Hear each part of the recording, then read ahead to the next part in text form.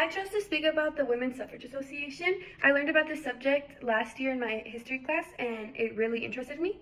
So this is about Elizabeth Cady Stanton and Susan B. Anthony. It starts off in the Seneca Falls Convention, which was basically a convention where a bunch of men and women got together and they all wanted the right for women to vote. So they created the Declaration of Sentiments, which was basically a book saying everything that was wrong with the Declaration of Independence. But they ended up getting split into two groups because some supported the 14th and 15th Amendment while others didn't. The two groups were the National Women's Suffrage Association.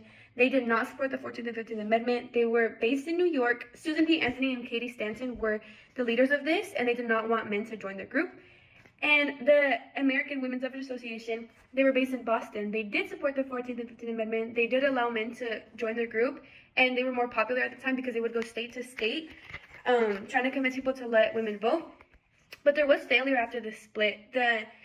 The National Women's Suffrage Association created the Susan B. Anthony Amendment, which was the right to give women to vote, and they took it to Congress. But Congress ended up rejecting it because they thought that it was just like a dumb idea. So after all this failure, they created the NAWSA, which was basically both of their groups created together. It went from 7,000 women to 2 million women 30 years later, and Susan B. Anthony was president of this group. They ended up getting 7 yeses from 7 different Western states. And then they started to get more publicity because they started to have more riots. They had them in New York, they had them in Philadelphia. But their biggest protest was in the Washington, D.C.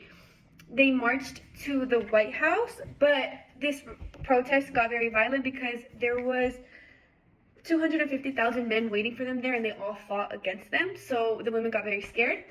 After this, Alice Pauls and Lucy Burns were part of this association, but they got kicked out because they wanted to bring violent tactics into this, and they did not agree with that. So Alice and Lucy created their own party, which is the National Women's Party.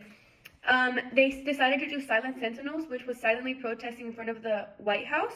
And this was okay at first, but they ended up getting arrested because World War I did start, and they were not allowed to protest while World War I was happening. So they ended up going to jail. It was due to obstructing traffic and not paying their fines. And in jail, they faced very harsh conditions. So all these women decided to go on a hunger strike to protest for the women's right to vote. After this, Woodrow Wilson, president, saw that all this was going on. So he allowed the women the right to vote, and Senate approved the Susan B. Anthony Amendment. And in 1920, 8 million women voted. To make this, I used scissors, a paper, and colored pencils, and markers and pens and pencils. Thank you.